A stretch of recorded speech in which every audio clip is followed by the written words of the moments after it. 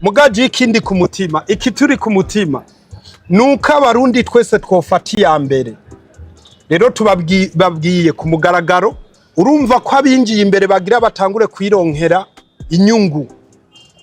Rero niki gice twuguruye novuga ati ni munyaruke, kuko twababwiye ntikizorenza amezi 3.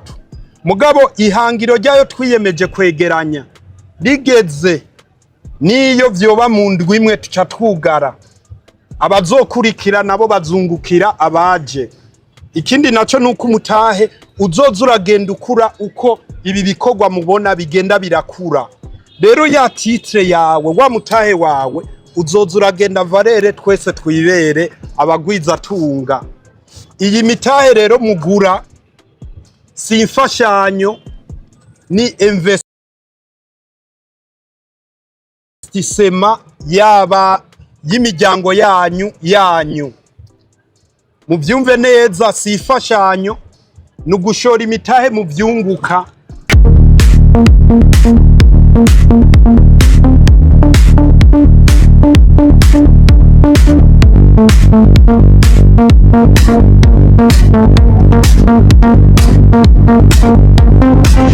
Kuri uno munsi rero tugire lancement y'igice ca kabiri cyo kwegeranya imitahe mu kigega ca One Africa Investment Fund. Dasubiyemwo, uno munsi ni gushira habona canke gutanguza icese igice ca kabiri cyo kwegeranya imitahe mu kigega ca One Africa Investment Fund.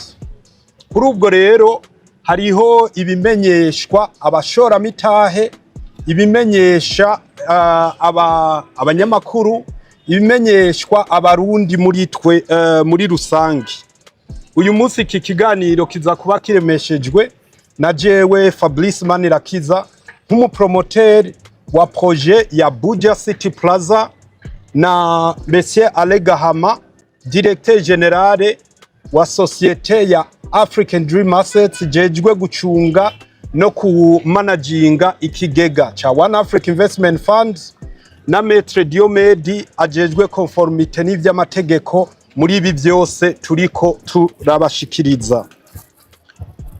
Rero guhera uyu munsi kuwa 28 ukwezi kw'indwi mu 2026 ikigega cha One Africa Investment Fund OPC ku mugambi wa Buja City Plaza ku gice ca mbere gusa, faze ya mbere, ikigega kiruguruye igice ca kabiri cyo kwakira no kwegeranya imitahe y'abashora mitahe, ico bita IPO canke Initial Public Offering, ku mugambi wo kubaka isoko rikuru rya Bujumbura.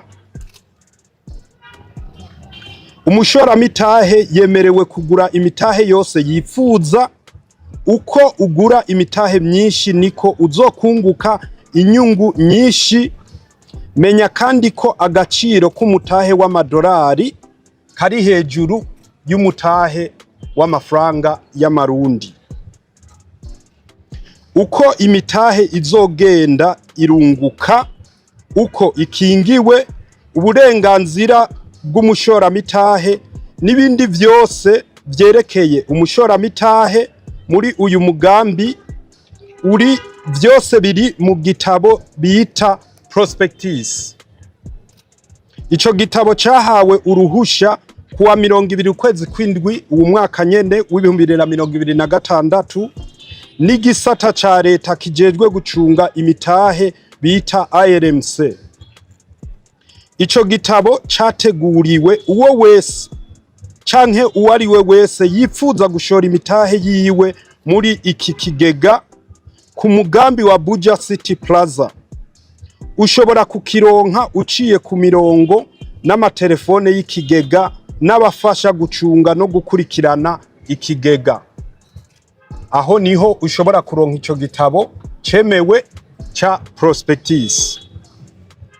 Bimwe rero mu bigize ico gitabo canke bimwe bikuru biri muri ico gitabo ca prospectus cemerewe kandi cerekeye umushoramitahe wariwe wese nibi. Icambere, ikiguzi c'umutahe. Umutahe wahora ku bihumbi 103 by'amarundi ubu uraduze ku bihumbi 111 by'amafaranga y'amarundi. Umutahe wahora ku dolari 103 ubu uraduze ugiye ku dolari 111 y'amanyamerika. Ndasubiramwo, umutahe wahora ku bihumbi 103 by'amarundi ubu uraduze ku bihumbi 111 by'amarundi. Umutahe wahora ku dolari 103 ubu uraduze ku dolari 111 y'amanyamerika. Akarusho kubinjiye mu kigega ba mbere n'abinjiye mu kigega ku gice ca kabiri. Ibice 8% nivyo bigiye kuba inyongeragaciro y'imitahe yose yaguzwe mu gice ca mbere. Ni ukuvuga abaguze imitahe bose mu gice ca mbere bavyita prime d'omission canke issue premium. Iyo nyongeragaciro ikazova ku mitahe yose igiye kuzogugwa canke kwinjira muri iki gice ca kabiri. Ikazogabugwa inyuma y'iki gice ca kabiri giheze, haharuwe neza igitigiri c'imitahe yose yinjiye mu gice ca kabiri. Kandi abashoramitahe bose bo mu gice ca mbere bazoba bemerewe gutora ako karusho kabo. Akarorero, hamwe ikigega coba kigizwe n'umuntu yaguze umutahe umwe gusa mu gice ca mbere, hanyuma mu gice ca kabiri hagaca haza umuntu akagura imitahe ibiri gusa, uwo yaguze umutahe umwe mu gice ca mbere yoca aronka inyongeragaciro y'ibice 16. Bivuga biti ni vya bice 8 duhejeje kuvuga bica biza biriyongera. Kuri iyi ngingo nyene womenya neza ko abinjiye mu gice ca mbere no mu gice ca kabiri agaciro k'umutahe kazoguma kangana, ico bita nominale valeur nominale. Menya neza kandi uwuguze umutahe mu gice ca mbere canke uwaguze umutahe mu gice ca mbere aremerewe kugura umutahe no mu gice ca kabiri, mugabo ku kiguzi caho umutahe ugeze.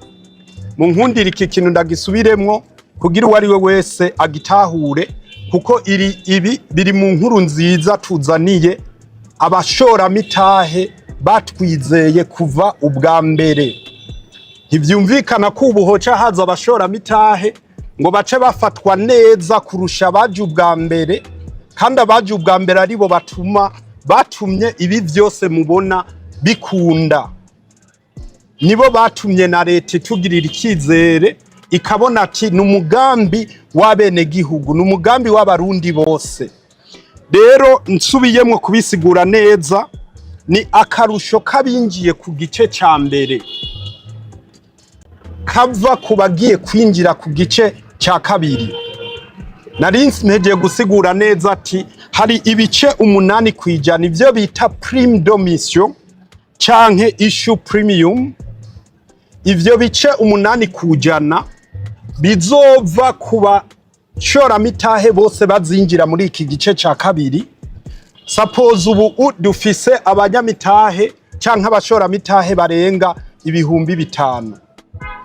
Ubu rero muri iki gice aboza bashika ibihumbi 5 nyene bakagura imitahe ingana n'iy'abambere baguze, prime d'omission izociba vya bice 8. Mugabo haje abigwije incuro zibiri, prime d'omission izociba ibice 16. Canke haje abagwije incuro 3, prime d'omission izoca iba ibice 24. urumva ko mwebwe mwaje mu gice ca mbere murafise uruhara rero ubu bwo kwinjira muri promotion ya twese kugira twegeranye abashora mitahe bashobore kuza ku bwinshi, kuko uko bagwira niko turonka iyo nyungu yitwa inyongera gaciro ku mutahe. Mu Kirundi n'iryo jambo twarose twokoresha. Ndabandanya. Iki gice ca kabiri kugura imitahe kizomara ikiringo gito cyane kitarenze amezi 3 mu bice bitatu vyategekanijwe, bikongera bigategurwa, bizoza biramenyeshwa ryari n'igihe bizoza biratangura. Mutahure ko muri ca gitabo ca prospectus handitsemwo ko amakampanye ari 3, muga kampanye imwe ntizozirarenza ikiringo c'amezi 3. Bivuga biti abagira binjire muri iki gice ca kabiri nitwugurura igice ca gatatu nabo bazongera baronke ya nyongera gaciro ku mutahe. Bivuga biti kuza kare niko ufatwa neza, niko utangura kuronka inyungu ku mitahe uba washizemwo. Inyuma y'igice cyose umutahe uzoza urashirwako inyongera gaciro haharuwe neza aho ikigega kiba kigejeje kwegeranya imitahe. Umugambi wa Buja City Plaza uri mu bice 7. Iki gice ca mbere cyatanguye kubakwa ni inyubakwa y'ubwoko bwa shopping mall igerenze incuro 5, harimwo n'igice cyo munsi bita cave. Izubakwa muri metero kwadrato 3276. Iyi nyubakwa itegekanijwe kubakwa mu kiringo c'imyaka 3. Umugambi wa Buja City Plaza ku gice ca mbere gusa, faze ya mbere, wahawe ikiringo c'imyaka 24 yo kwisubiza umutahe no gukuramwo inyungu, hanyuma inyubakwa igasubizwa leta. Aha ndasigura neza, umugambi wa Buja City Plaza ugizwe n'amafaze 7. Mugabo contrat PPP mwagiye murumva, amasezerano yose, ibiganiro, imyumvikano yagiye iraba iharuriye ku gice ca mbere gusa. Imyaka 3 yo kubaka ni faze ya mbere gusa. Twahawe ikiringo kingana n'umwaka umwe kugira tuce tugira ama etide yandi vyigwa bindi kuri ayo yandi mafaze yose. Uko faze zozirongegwako niko tuzogenda turabakomunika.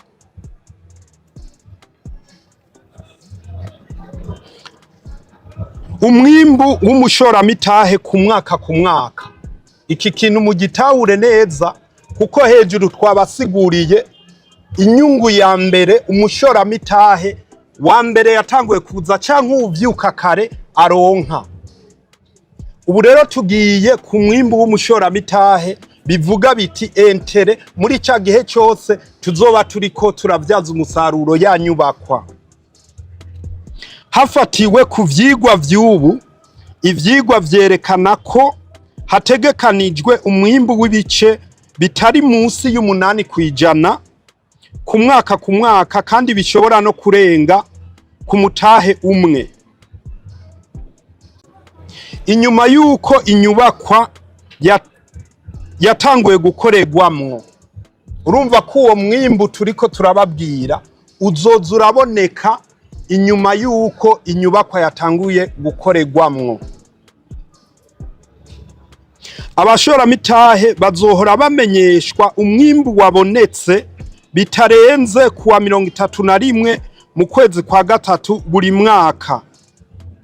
Inyuma yaho umushora mitahe wese azoba yemerewe guhabwa umwimbu wiwe wabonetse ku gitigiri c'imitahe yiwe biciye kuri nomero ya konte canke telefone yatanze igihe yagura umutahe. Iki kintu ndagisubiremwo, ni umwimbu uzoza uraboneka muri ya myaka 24 twatanguye gukorera muri ya nyubakwa. Bisigurika ati waguze umutaha umwe uzoza uraronka ibice bitari munsi y'umunani canke bishobora no kurenga umunani kujana buri mwaka kuri cya kiringo cy'imyaka 24 yose. Kandi amaraporo azoza araboneka bitarenze itariki 31 z'ukwa gatatu, hanyuma ayo maraporo akaba publiye. Ibi byose ndiko ndababwira biri muri cya gitabo ca prospectus kugira umwene gihugu wese ashoye imitahe muri uwo mugambi abandanye yiberaho neza, abandanye yitungira. Menya neza izo nomero za konte ziba zatanzwe canke zikandikwa n'umushoramitahe ku rwandiko rwo kwiyemeza kuba umushoramitahe, ico bita acte d'engagement. Nonga turafite ama exemple murashobora kuyerekana. Ivyo rero biri muri bimwe bigize ca gitabo ca prospectus. Ico gitabo kiri ngaha, ico gitabo cemerewe uwari we wese ashobora kukironka ku mirongo y'ikigega ca One Africa Investment Fund, ashobora kukironka no kubafasha bose ku managinga canke gukurikirana ikigega ca One Africa Investment Fund. Haramenyeshejwe ko abashoramitahe bose bemerewe kuronka impapuro z'imitahe yabo bita titre de part, bakazozihabwa ni banke ya Bankobu ariyo yahawe akazi ko kwandika no gukurikirana urutonde rw'abashoramitahe logiciel. Menya neza urupapuro rwa titre de part ruratandukanye n'urupapuro rwo kwiyemeza kuba umushoramitahe. Urupapuro rwa titre de part ruri ngaha turabereka uko ruzoba rumeze. Turashimira gose cyane banke ya Bankobu yaradufashije, yaratubaye hafi kuva no mu ntango, yashizeho ubuhinga bwa none, yarashizeho logiciel igiye gufasha abashoramitahe bose, igiye kuzira barosiza impapuro ziriko turababwira. No guhera uno munsi uwari we wese ashobora kwitura agence ya Bankobu ahariho hose. Nibaza ko guhera n'uno munsi canke vuba ni programa y'ikigega cyacu mutangura kuyibona muri e-note. So imana ihezagire cyane Bankobu. Mukaba mushobora mukuba umushoramitahe usabwe kuriha umutahe canke imitahe yawe kuri imwe muri aya makonte duhava tubabwira canke ari muri uru rwandiko tuza kubaha mugashikiriza ya banke canke ama microfinance ari kuri runo rwandiko. Ushobora kuriha aho hose wifuza uri kwisi hose kuri banke ariyo yose yemerewe n'amategeko bien sûr. Kuba ari hanze y'Uburundi uca ukoresha konte y'amadolari, hanyuma ugakoresha ubuhinga bwa none bwa Swift code, wire transfer canke online transfer. Uhejeje kuriha umutahe canke imitahe yawe uca ubika bordero ya banke canke bank receipt, ugaca wuzuza urwandiko rwo kwiyemeza kuba umushoramitahe. Mu gihe bitakoroheye aho uherereye ugaca ubika iyo bordero canke iyo bank receipt kugira aho uzozira gusuzumisha amafaranga yawe ko yashitse mu kigega ugaca urwuzuza. Ushobora gusaba urwo rwandiko canke ukabaza uko worurungika. Urwo rwandiko rutegerezwa kurungikwa n'impapuro n'urupapuro rwa banki rwerekana ko warishe uyo mutahe wawe canke imitahe yawe. Izindi dokima zisabwa ko bizanana harimwo kopi ya passport canke karangamuntu hamwe n'agafoto kawe. Hamaze kuba isuzumwa ko vyose bihuye uba ubaye umushoramitahe. Ivyo vyose bikwiye uba ufise uburenganzira bwo kuronka canke guhabwa ya titre de part. Niyo titre de part ndayigarukako mu kanya. Ushobora kuriha umutahe wawe ucishije kuri aya makonte akurikira. Hariho konte ya Bankobu, izina ni One Africa Investment Fund, ibiharuro mu marundi ni 1974 agakwego 64. Konte y'amadolari muri Bankobu ni 1974 23 agakwego 83. Swift code ni BCBU BIBI. Konte ya CRDB, izina ry'ikigega canke rya konte ni One Africa Investment Fund mu marundi. Konte y'amarundi ni ubusa 15 ubusa 8 ubusa 2 gatatu ubusa 29 ubusa ubusa. Konte y'amadolari muri CRDB ni ubusa 2 52 8 ubusa 23 ubusa 2 9 ubusa 2. Swift code yo muri CRDB Bank ni CORUBIBU.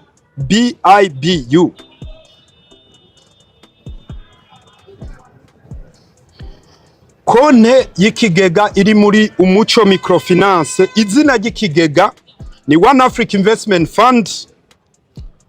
Konte ni mu marundi gusa, ni konte ni 15 Konte y'ikigega muri Money Microfinance canke Money Financial Group, izina ry'ikigega ni One Africa Investment Fund.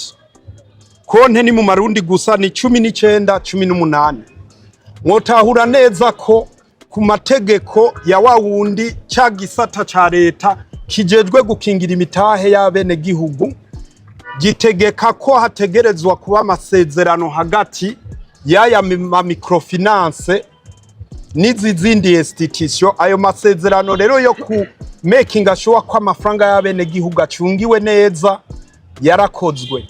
Mugabo mwibuke ko banko bifise uruhara wo kuba umunyezamu canke umugavye w'ikigega.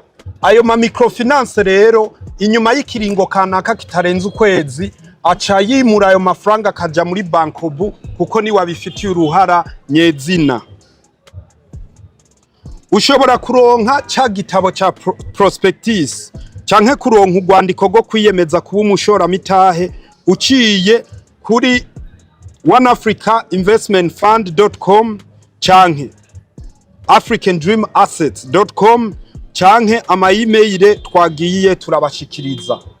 Icicaro gikuru ca One Africa Investment Fund canke ikigega canke abajejwe gucunga no gukurikirana aya mafaranga canke kuyagera ariyo African Dream Assets, ibarizwa ku cicaro ca nimero 11 Avenue de la Grace mu mbavu y'inyubakwa ya assurance ya Bikor. Ama nimero yo gukurikirana canke kubaza ivyo vyose woba wifuza ni guteranya 257 76 96 87 ubusa 5 66 66 59 79. Ibindi vyose ushobora no kuja kuri Google canke ari hose ukabaza ikigega. Ubu iyi prospectus iri online ku mirongo y'ikigega, ku mirongo y'abafasha gucunga ikigega n'ahandi hose woba wifuza, kuko ni gitabo c'abashoramitahe.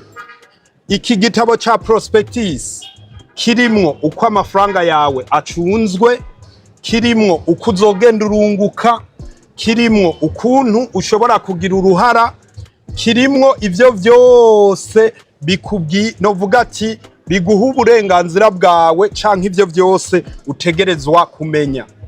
Nari navuze ko ngaruka gatoyi ku kintu kitwa titre de part canke urupapuro rw'umushoramutahe. Twarabivuze kuva no mu ntango. Ubu abashoramitahe bagiye kuronka impapuro ico bita titre de part, kandi uko tuzogenda turateza imbere iki kigega niko niyi titre de part izoziragenda iragira n'akamaro kanini kuburyo ushobora no kuyisabirako akadeni.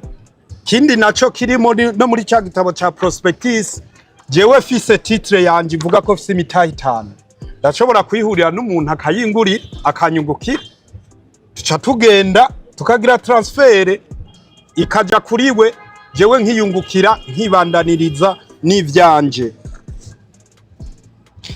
Nari nababwiye ko jewe nk'umupromoteri wa projet cyanke wabagiye imbere kugira ibi byose bibeho, uyu munsi twari twiyemeje gushinga cyanke kugurura icesi igice ca kabiri cyo kwegeranya no kwakira imitahe ku mugambi wa Buja City Plaza, mugabo ku gice ca mbere gusa, kuri faze ya mbere gusa.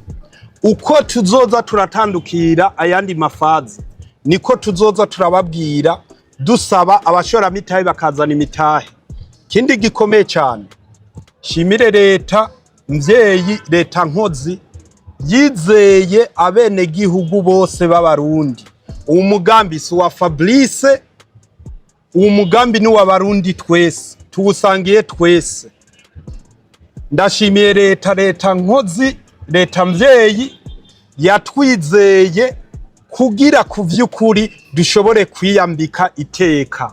Narasiguye ndavuga ko iyi faze ya mbere iri mu mafaranga devi yerekana ko iri mu mafaranga arenga gato y'imiliyaridi 95. Ayandi mafazi uko ivyigwa bizogenda biraba tuzogenda turabibabwira.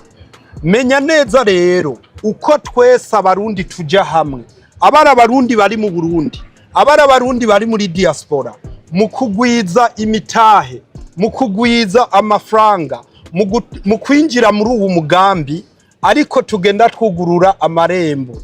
Ikigega ca One Africa Investment Fund ubu n'umugambi wa mbere. Nagiye ndabibabwira kuva no mu ntango, uko tugwiza amafaranga menshi, uko tugwiza inguvu zacu, nta kibuza n'indege ya Air Burundi tuzozugurura. Iko rero nakamo k'abarundi bari ngaha n'abari muri diaspora. Abahinga b'iki kigega bariko bariga neza ukuntu n'abashoramitahe bandi bo mu bindi bihugu bozamwo. Mugaje ikindi ku mutima, iki turi ku mutima nuko abarundi twese twofata ya mbere. Rero tubabwiye ku mugaragaro, urumva ko abinjiye imbere bagira batangure kwironkera inyungu. Rero niki gice twuguruye novuga ati ni munyaruke, kuko twababwiye ntikizorenza amezi 3. Mugabo ihangiro ryayo twiyemeje kwegeranya rigeze, niyo vyoba mu ndwi imwe tuca twugara, abazokurikira nabo bazungukira abaje. Ikindi naco nuko umutahe uzoza uragenda ukura uko ibi bikorwa mubona bigenda birakura. Rero ya titre yawe, wa mutahe wawe uzoza uragenda valere twese twibere abagwiza tunga. Iyi mitahe rero mugura si imfashanyo, ni investissement yaba y'imiryango yanyu. Muvyumve neza, si imfashanyo, nugushora imitahe mu vyunguka. Iki kigega je noshinga intahe ko ari cyo kigiye kugura amarembo abarundi twese, duhereye ku murundi wa Nyarucari, kuko umutahe n'ibihumbi 101 gusa. No mwijoro rimwe ushobora kusororera abagenzi bawe akabagiye. Ariko urumva ko twugururiye bose. Kaze rero twiteze imbere, kaze twiteze imbere, twihiteka amakunga abone ko abarundi bashoboye, kandi kw'Imana yadutoranije. Murakoze. Ijambo narihe umuyobozi wa African Dream Asset. Mu Congereza African Dream Asset ni ikigo kimwe mu bindi vyemerewe gukora ku isoko ry'imitahe mu Burundi, gishobora kuba ari nico ca mbere cari cemerewe kandi n'ubu kurongora ibigo canke amafaranga yabashize hamwe bita OPC, Organisme de Placement Collectif. Kimwe muri ivyo bigo vya OPC ariyo One Africa, akaba ari umukiriya w'iyo societe ADA. ADA rero ishobora gukora ibikorwa vyinshi bitandukanye, naho One Africa ari umwe mu bakiriya, harimwo n'ibindi bikorwa dusanzwe dutunganya tuza gushikako muri kino kiganiro. Mu bikorwa bitegekanijwe muri ADA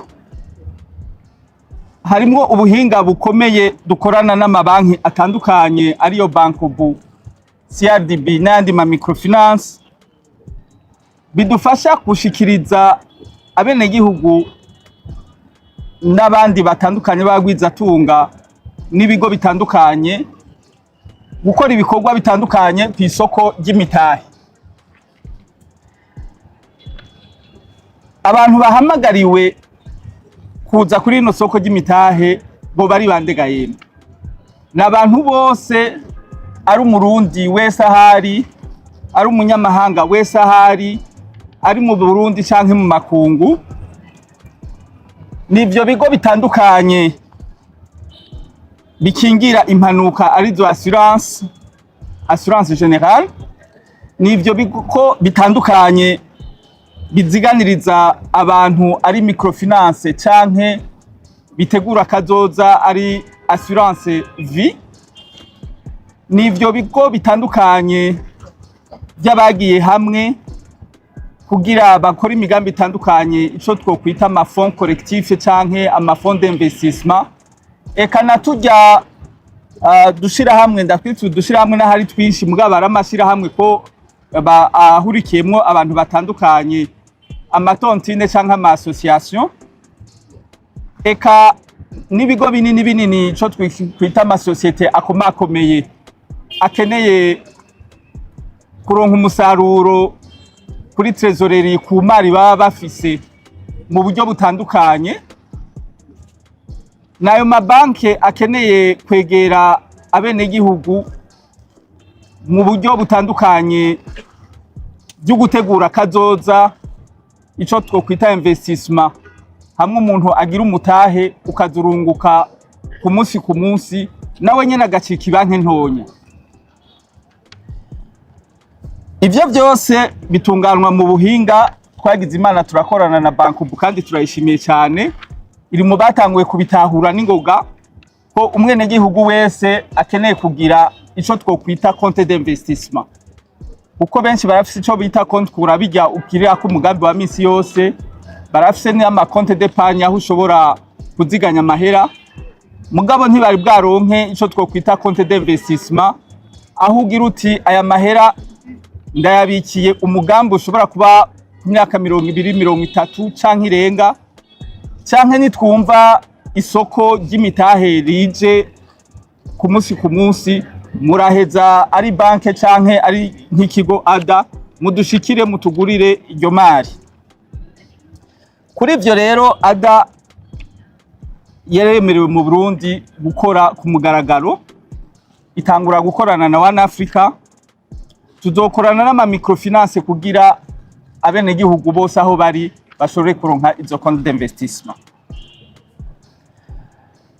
Duhereye kuri ibi bikorwa twakoze haciye imyaka 2, nivyo byari ibikorwa bikeneye kwitegurira bishemeye, arico gituma mubona no munsi twaje gutangura isekeza rigira 2 n'ibikorwa bimaze gutangura, aho dushobora no guha ama certificat, ico twite titre de part, umwe wese akabona yuko amatungo yiwe akingiwe neza, agashobora no kuyereka umuryango, agashobora no kuyishora nawe nyene igihe yumvise akarutse.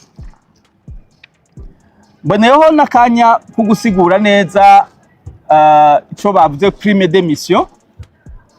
Nigihe ibiharuro tuba tugeze ko tuba tubona ko bishemeye, ko bikenewe yuko abari muri ico kigega boronka akarusho, kubera ibikorwa muri rusangi biba bimaze gutegurwa canke gushikako aba ari vyiza cyane. Ivyo bigakomezwa nuko ku isoko hariho abavyemeye, mu kuvyemera nabo bagura gushasha. kivuga yuko n'inyuma y'igiringo cya kabiri hazoza n'icya gatatu, mugabo ntibizoba bimeze nko mu kiringo cya kabiri.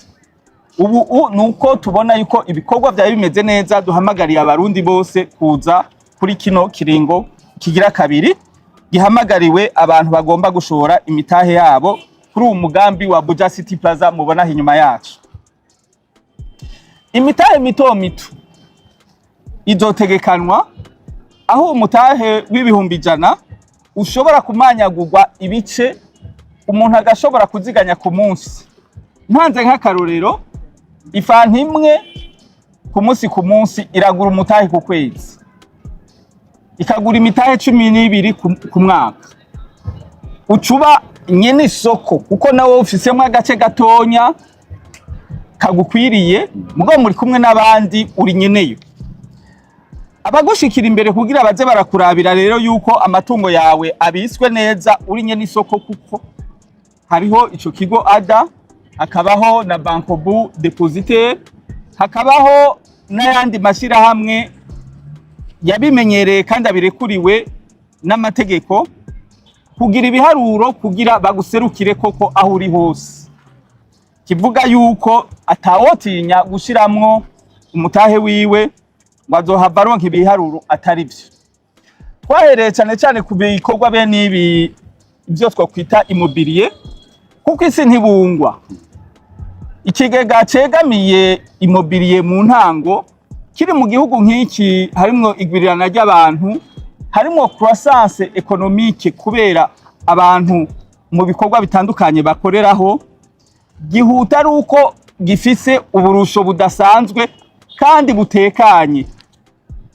butekanye yuko ndetse impome hazoba harimwo ico twokwita amagare canke ama espace ama bisi n'iyindi miduga izocamwo, hazoba harimwo iratiro ry'ibidandazwa bitandukanye, hazoba harimo n'amahoteli n'ibintu bihambaye cyane ku mafaze ashika nk'aya 6 aho bishobora gushika mu myaka 7 canke 10. Uwo muntu yatanguye gushora imari yiwe, uko bizogenda biduga niko azokunguka naho atayandi azoba yashizemo, kuko abazoza bazoguma bungukira uwa mbere. Mugabo menya neza iki kiringo dutanguye ni cya faze ya mbere. Icamafaze agenda kurikirana tuzobabarira hageze, no munsi twatangwa ico cya faze ya mbere. Muri rusangi ari abarundi bari mu Burundi, abari mu mahanga, ari abanyamahanga bari mu Burundi, ari abanyamahanga bari ahandi atari mu Burundi, bose barahamagariwe muri kino kigo One Africa, muri kino kigega, kuko gikingiwe n'ibigo bitandukanye n'inzego zitandukanye. Sinoheza ntashimiye leta yafashe mu mugongo uno mugambi, naho nyene ukabona yuko icitse umunyemari nk'abandi bagashiramwo umutahe. Mugo umutahe ukingiriwe muri societe imwe, aho umwe wese azokumva yuko aserukiwe. Duhamagariye rero aba journaliste, abamenyesha makuru mwese mwaje uno munsi kugira ico mubajije igihe mwoba mudatekaniwe, kugira utaserukitse no munsi mu muserukire na mwebwe, kugira mubishikane mu Burundi mu makomine no ku mitumba yose, eka no mu masengero no mu bindi bigo bitandukanye, bamenye agaciro k'umutahe, kuko nyamwigenda ko ntari miri mpenshi kandi nta woza arajya yimarira,